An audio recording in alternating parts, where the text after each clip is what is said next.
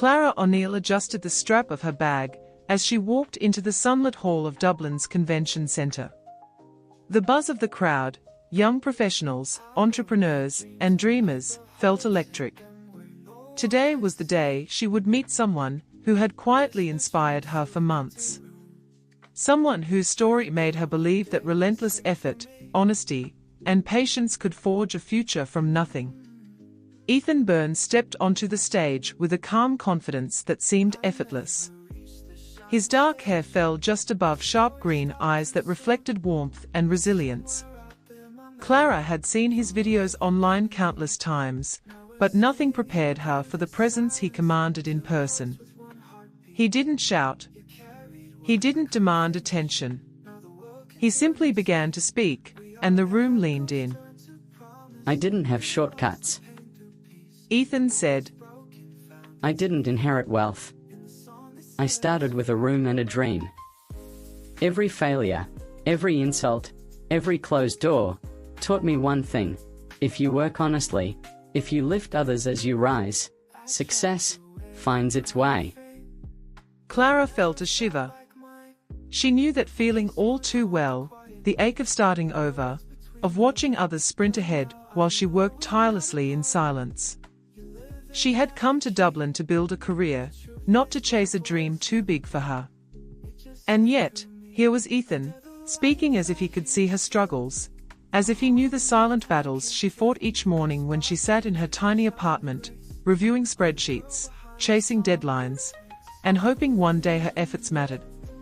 After the seminar, attendees crowded around him. Clara waited patiently, heart thudding with a strange mixture of excitement and anxiety. When Ethan finally approached, his smile was modest, almost shy, and she felt a strange pull in her chest. You're Clara O'Neill? He asked, reading her name tag.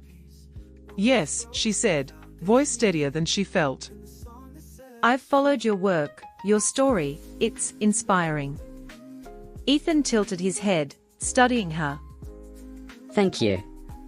But tell me, are you chasing a dream, or just watching others chase theirs? The question struck her like a spark. For a moment, Clara felt exposed, like he could see her hidden fears. I'm trying, she admitted. I work hard. I keep going. Some days it feels invisible. Ethan's smile softened. Then you understand. He said quietly. Persistence matters more than applause. And respect, for yourself and your journey, is everything. Clara felt her chest tighten. She had admired him from afar, but now, standing in front of him, something more fragile and profound stirred, a silent admiration turning into something deeper, something she wouldn't yet name. For Ethan, Clara was remarkable, intelligent, thoughtful, and driven. But he saw her as he saw many others, someone who valued effort and honesty, someone who appreciated contribution and integrity. He did not yet know the pull she felt toward him, the seed of love taking root quietly in her heart. As she left the hall later that evening, Clara couldn't shake the image of Ethan's steady gaze. The spark she had felt wasn't just inspiration, it was the beginning of a connection that would shape both their lives, though neither of them realized how profoundly yet. Ethan Byrne hadn't been home to Galway in nearly 2 years. The salty air of the West Coast greeted him as he stepped off the train, carrying only a small bag and the quiet confidence that had become his signature. He had returned for a youth empowerment project, a chance to give back to the community that had shaped him, to show young people that integrity and hard work could build a life worth living. Galway felt smaller somehow than he remembered, the cobblestone streets lined with familiar cafes and bookstores. It was peaceful, but peace could sometimes be deceptive. That afternoon, while organizing logistics for a local workshop, Ethan encountered Fiona O'Neill, a woman with an air of power and influence that was hard to ignore. She was impeccably dressed, her posture rigid with pride, her voice sharp as she addressed a trivial misunderstanding, perhaps Ethan refused to grant her a small favor, or he declined to use a shortcut that others in town took without hesitation. You think you can just tell people what to do? Fiona snapped, her words cutting through the calm afternoon. In my town, we respect those who know their place. Ethan paused, studying her with mild curiosity, not offense. I respect everyone. He said evenly. But I can't compromise my principles for convenience or pride. Fiona's eyes narrowed, her pride wounded. She had expected submission, not conviction. Principles? She scoffed. In Galway, principles don't pay the bills or grant influence. You'll learn that the hard way. The encounter ended there, at least, it should have. Ethan went about his work, unaware that Fiona had already begun plotting. Later that evening, she called her daughter, Clara, who was still in Dublin. Her tone was dripping with alarm and exaggeration. Clara, that man, he insulted me in front of everyone. He thinks he can defy us, defy our family. He's rude, arrogant, he must learn a lesson. Clara's pulse quickened. She trusted her mother's judgment implicitly, rarely questioning Fiona's decisiveness. What do you want me to do? She asked, almost instinctively. Handle it. Fiona said sharply. I don't want him walking freely until he understands respect. Make sure he knows the consequences. Clara hesitated, a fleeting sense of unease brushing her mind, but she swallowed it. She didn't know the man her mother was describing was Ethan Byrne, the very man she had begun to admire, the one who had ignited a spark within her heart during that Dublin seminar. Within days, Ethan was detained by local authorities, accused of disrespecting a prominent resident. The irony of the situation, that a man who had risen from nothing and built his life ethically was now a victim of baseless accusations, was cruel and almost cinematic. In Dublin, Clara waited anxiously for news. She tried calling him, emailing him, even messaging his office. Every attempt ended in silence. The man she had come to admire, perhaps even love without realizing it, had vanished.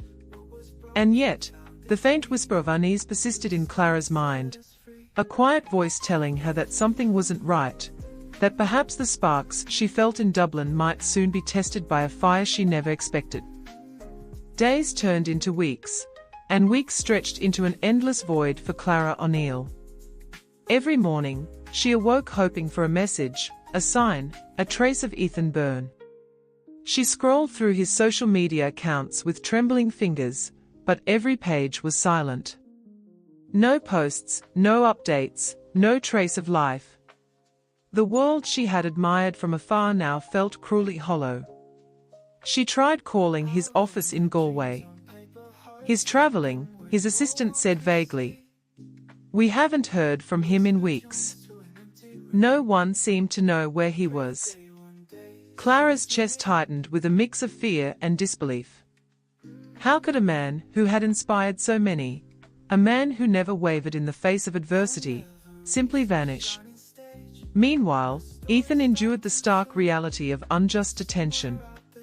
Days bled into nights, marked only by the sound of the cold, hard walls and the occasional echo of authority. Beaten lightly, humiliated often, yet he remained steadfast. He refused to compromise his principles, refused to let bitterness consume him. Instead, he found a strange solace in helping those around him, fellow detainees who had given up on themselves. On scraps of paper smuggled through the bars, he wrote little messages of hope. Your past does not define you. Keep moving forward. Integrity is the strongest currency.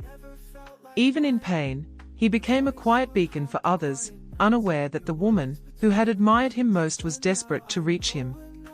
Clara, unaware of the reality, began to feel a gnawing emptiness.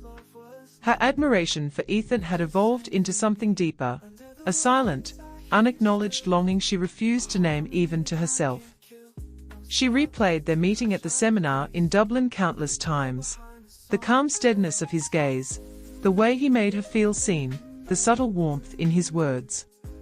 She felt that pull more keenly now, intensified by the frustration of silence. She tried visiting his Galway office, hoping to speak to someone who might know his whereabouts. Each visit ended with polite refusals. He's away, he's unavailable, no one has seen him. Clara felt her heart breaking in pieces she didn't know could exist. The irony stung cruelly. The man who had taught her the power of perseverance now seemed entirely unreachable. And all the while, a small voice inside her whispered guilt, though she couldn't name it yet. Something about this disappearance felt wrong. Her mother's words from that minor confrontation in Galway replayed in her mind, but Clara brushed them aside at the time. Now, their echo was a shadow she could not ignore. At night, she sat alone in her Dublin apartment, staring out over the city lights. Her mind drifted to Ethan, to the principles, the calm resolve, the unshakable kindness he carried. She wanted to reach him, to tell him she admired him, to apologize for not being able to help. But each attempt ended in the same void. Clara didn't yet know that the silence that burned between them was not his choice. That the man she longed for was trapped, suffering for a misunderstanding that could have been resolved in a single conversation. And she didn't yet know that the fire she felt in her chest, the spark ignited in Dublin, would soon be tested in ways she could never imagine.